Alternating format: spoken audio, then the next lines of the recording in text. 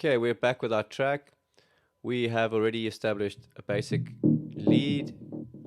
We put it into the track.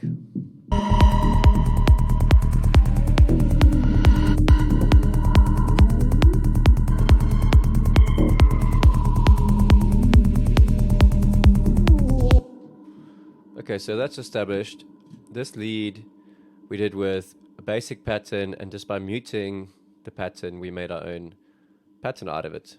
Okay, and then obviously I can go in and micro edit it further, the notes. Another way to generate Midi, I just duplicated the same synth over here, the wavetable again. So if you listen to it, it's the same as the other one, and there's some faster notes you can hear. So, you know what that does by having faster notes, but it takes in quite a lot of work drawing them in, which is the way I like to do it. But there is another way to make MIDI pattern content in an easier way that you can also edit afterwards. So this is particularly good for faster leads. So here we got a long note.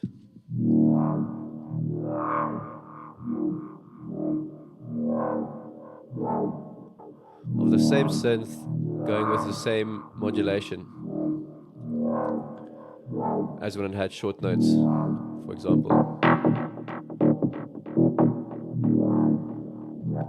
So now we're going to use arpeggiator, set on 16 rate, and then we're going to play with the gate. I've already modulated some gate automation here, so you can just get a sound for it. So with the modulation.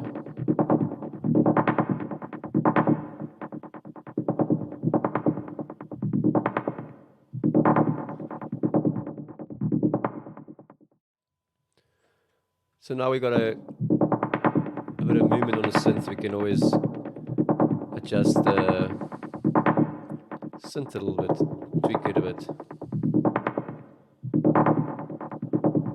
Perhaps the envelope's a bit sharp.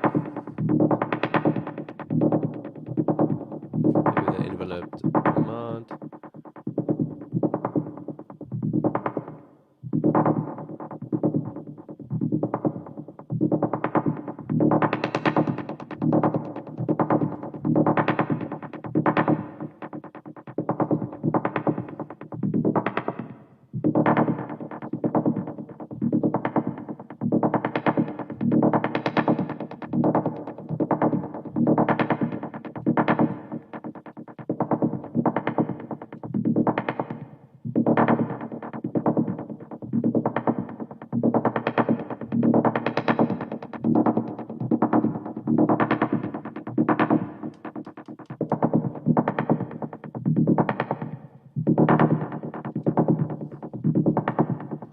Okay, so it's just a little bit of tweaking because it's a different type of expression. It's faster notes.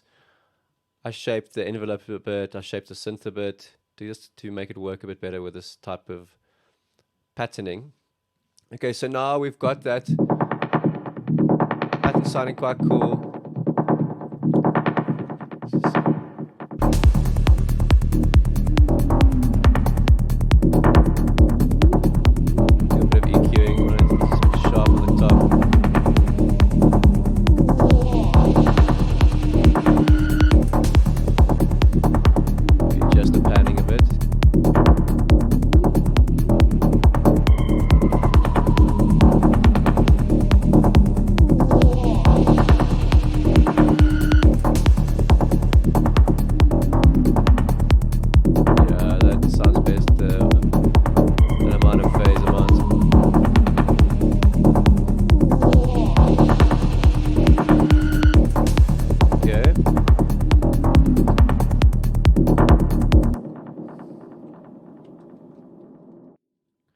Okay, now we have a good sound. We're happy with the synth.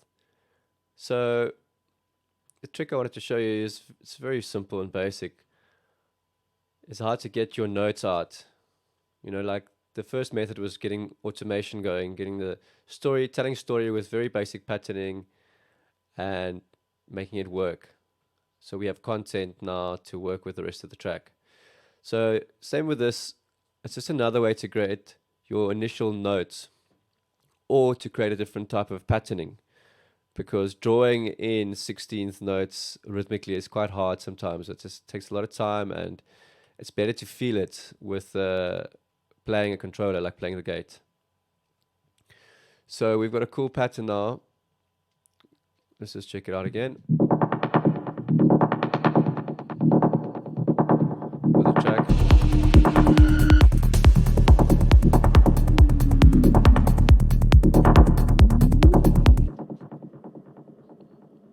Okay, so if I want to get that Midi pattern out, because it's actually just making a Midi pattern, so I can use it on other synths.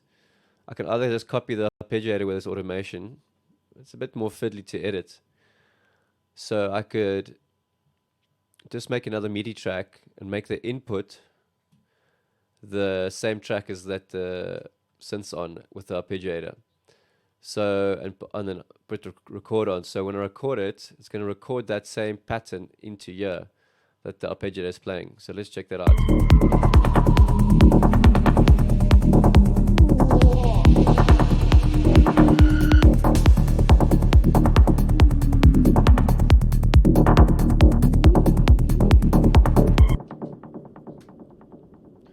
Okay, so it's quite obvious that it's all on every hit there's a note which we can edit out, but you've got the note length which is kind of happening rhythmically to the track. So that's information that's quite handy to you, especially if you're trying to do short notes. So now we could just drag this up to there, to the synth track, and then get rid of the arpeggiator.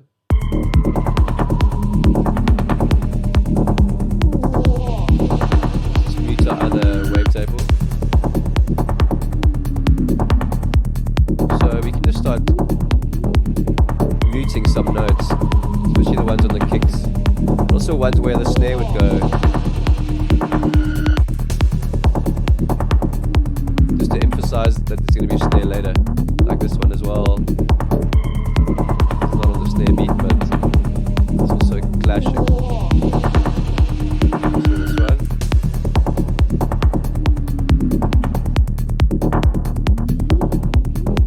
Stop playing with the, you know, it's going to be too small.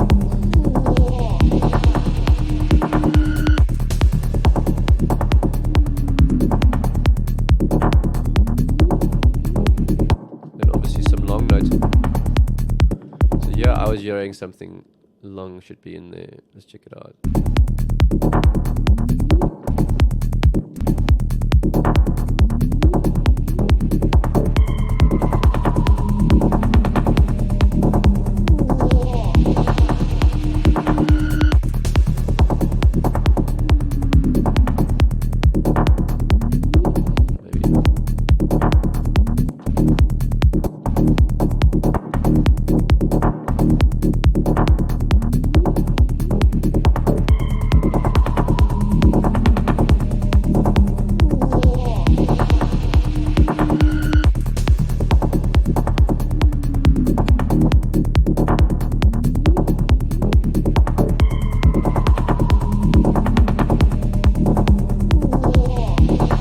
Go ahead, I would also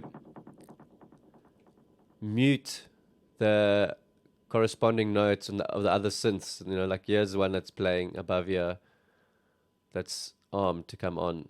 So I would, if I like that note, I would just go mute this one.